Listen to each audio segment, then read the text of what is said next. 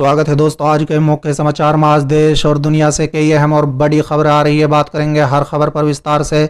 बिहार में लॉकडाउन खत्म पर नाइट कर्फ्यू रहेगा जारी, शाम 5 बजे तक खुलेंगी दुकानें, बताएंगे नई गाइडलाइन। एक और बड़ी अपडेट, अब बंगाल तक सीमित नहीं रहेंगी ममता, भतीजा अभिषेक ने भाजपा को रोकने का बताया प्लान। वहीं अगली बड़ी खबर में आपको बताएंगे बंगाल में भाजपा को ममता का झटका, बीजेपी के 33 विधायक टीएमसी के संपर्क में। इसी के साथ अगली बड़ी खबर में आपको बताएंगे हरियाणा के टोहाना में 4 जिलों के 3500 किसान जुटे, 51 घंटा बाद धरना खत्म, दोबारा प्रदर्शन की दी चेतावनी। एक और बड़ी अपडेट, भाजपा जजपा नेताओं को बड़ी राहत, हरियाणा में शादी 13वीं और पारिवारिक कार्यक्रम में जाने पर नहीं रोकेंगे किसान। वहीं अगली बड़ी खबर में आपको बताएंगे कैबिनेट मंत्रियों के गढ़ में भी मुरझाया कमल, मानन्यों के क्षेत्र में हार से पार्टी चिंतित। एक और बड़ी अपडेट, अखिलेश यादव का योगी सरकार पर तंज, कहा भाजपा की डबल इंजन सरकार स्टार्ट होने की स्थिति में नहीं है। वहीं अगली बड़ी खबर में आपको बताएंगे राकेश टिकैत बुधवार को ममता बनर्जी से मिलेंगे,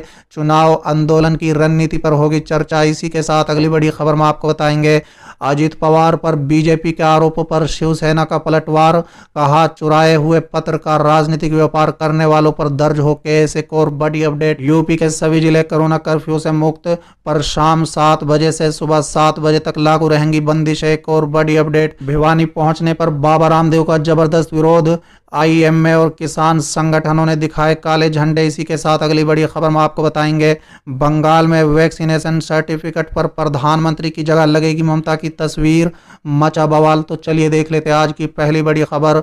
बिहार में लॉकडाउन खत्म पर नाइट कर्फ्यू रहेगा जारी, शाम 5 बजे तक खुलेंगी दुकानें, बताएंगे नई गाइडलाइन। दरअसल दोस्तों कोरोना संक्रमण के कम होते मामलों के बीच बिहार में लॉकडाउन को खत्म करने की घोषणा कर दी गई है। बिहार के मुख्यमंत्री नीतीश कुमार ने इस संबंध में ट्वीट कर जानकारी दी। उन्होंने ट्वीट किया है कि लॉकडाउन से राज्य में कोरोना के मामलों में कमी आई है। साथ ही उन्होंने बताया है कि लॉकडाउन भले ही खत्म किया जा रहा है लेकिन नाइट कर्फ्यू राज्य में जारी रहेगा। दोस्तों बता दें नई व्यवस्था फिलहाल 1 हफ्ते के लिए लागू रहेगी। नए गाइडलाइन के अनुसार अब बिहार में शाम 7 बजे से सुबह 5 बजे तक नाइट कर्फ्यू रहेगा। वहीं 50% उपस्थिति के साथ सरकारी और निजी कार्यालय खुले रहेंगे। चलिए अगली खबर, अब बंगाल तक सीमित नहीं रहेगी ममता, भतीजा अभिषेक ने भाजपा को रोकने का बताया प्लान। दरअसल दोस्तों तृणमूल कांग्रेस के राष्ट्रीय महासचिव अभिषेक बनर्जी ने सोमवार को कहा है कि उनकी पार्टी देश के हर क्षेत्र में अपनी स्थिति दर्ज कराना चाहती है और 1 महीने के भीतर उसके लिए योजना तैयार कर ली जाएगी।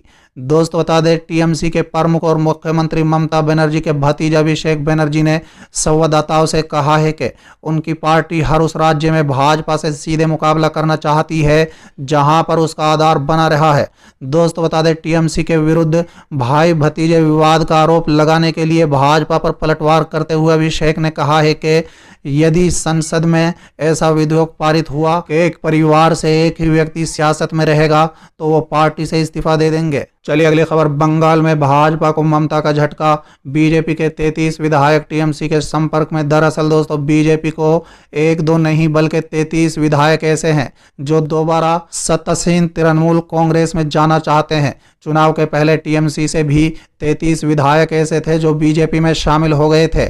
इनमें से 13 को पार्टी ने टिकट दिया था। दोस्तों बता दें दावा किया जा रहा है कि 33 विधायक तो टीएमसी के संपर्क में है ही। इसके अलावा बीजेपी के राष्ट्रीय उपाध्यक्ष मुकुल रॉय के बेटे शुभ्रांशु भी तृणमूल ज्वाइन करना चाहते हैं। हालांकि बीजेपी प्रवक्ता शामिक भट्टाचार्य ने इसे कोरी अफवाह करार दिया है। उन्होंने कहा है कि जो लोग मुझे 33 का आंकड़ा दे रहे हैं मैं उन्हें 72 की संख्या बता रहा हूं क्योंकि ये दावा झूठा है। चलिए अगली खबर, हरियाणा के टोहाना में 4 जिलों के 3500 किसान जुटे, 51 घंटा बाद धरना खत्म, दोबारा प्रदर्शन की चेतावनी। दरअसल दोस्तों सदर थाना परिसर में चल रहा किसानों का धरना 51 घंटा बाद सोमवार शाम को समाप्त हो गया। शाम 6 बजे किसान नेताओं ने धरना समाप्त करने का ऐलान कर दिया, मगर करीब 7 बजे फिर कुछ किसान नेता इस बात पर अड़ गए कि पहले पहले किसान नेता मक्खन सिंह को जमानत मिलनी चाहिए।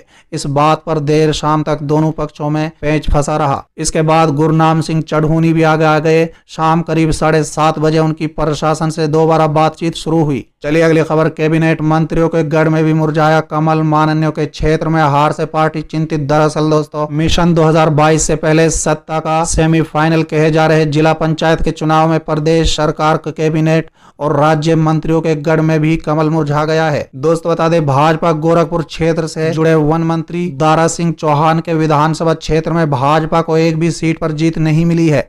यही हाल खेलकूद और युवा कल्याण मंत्री उपेंद्र तिवारी के विधानसभा क्षेत्र में भी है। चलिए अगली खबर। अखिलेश यादव का योगी सरकार पर तंज, कहा भाजपा की डबल इंजन सरकार स्टार्ट होने की स्थिति में नहीं है। दरअसल दोस्तों, उत्तर प्रदेश के पूर्व मुख्यमंत्री और समाजवादी पार्टी के अध्यक्ष अखिलेश यादव ने योगी सरकार पर निशाना साधा है।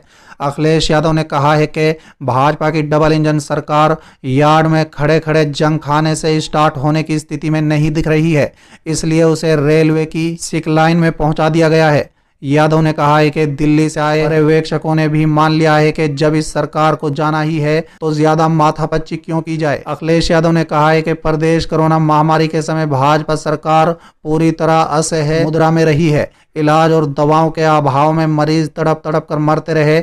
आपदा में अवसर तलाशने वालों ने खुली लूट की। साथ ही अखिलेश यादव ने कहा है कि मुख्यमंत्री के गिरा जनपद में बेखौफ अपराधी लगातार वारदातों को अंजाम दे रहे हैं। चलिए अगली खबर। राकेश टिकैत बुधवार को ममता बनर्जी से मिलेंगे, चुनावी आंदोलन की रणनीति पर होगी चर्चा। दरअसल दोस्तों, भारतीय किसान यूनियन के नेता राकेश टिकैत बुधवार को पश्चिम बंगाल की मुख्यमंत्री ममता बनर्जी से कोलकाता में मुलाकात करेंगे। सूत्रों के मुताबिक दोनों के बीच केंद्र के कृषि कानूनों के खिलाफ किसान आंदोलन को लेकर आगे की रणनीति पर चर्चा होगी। दोस्तों दरअसल कोरोना के हालात सुधारने के साथ ही किसान नेता अपने आंदोलन को और मजबूत देने पर विचार कर रहे हैं। बंगाल विधानसभा चुनाव के पहले भी टिकैत ने तृणमूल कांग्रेस के लिए प्रचार किया था। ममता बनर्जी भी समय समय पर किसान आंदोलन के समर्थन में आवाज उठाती रही हैं।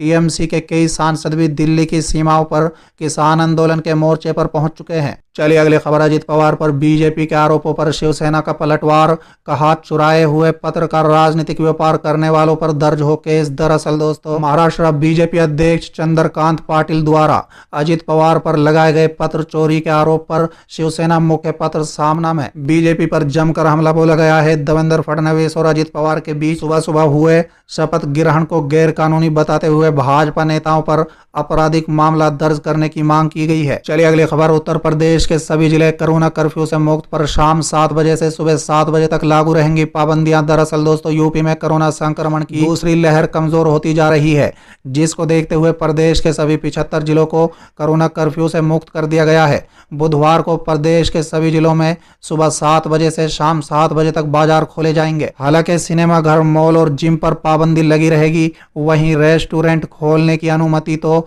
रहेगी, लेकिन वहां बैठकर खाने की अनुमति नहीं होगी। चलिए अगली खबर। भिवानी पहुंचने पर बाबा रामदेव का जबरदस्त विरोध, आईएमए और किसान संगठनों ने दिखाए काले झंडे। दरअसल दोस्तों, योग गुरु बाबा रामदेव का सोमवार को भिवानी पहुंचने पर इंडियन मेडिकल एसोसिएशन और किसान संगठनों ने जमकर विरोध किया। इस दौरान बाबा रामदेव को काले झंडे दिखाए गए। रामदेव के विवादित बयान को लेकर विरोध कर रहे इन लोगों ने जोरदार नारेबाजी करते हुए उनकी गिरफ्तारी की मांग की। बता दें कि रामदेव यहां एक कार्यक्रम में शिरकत करने आए थे।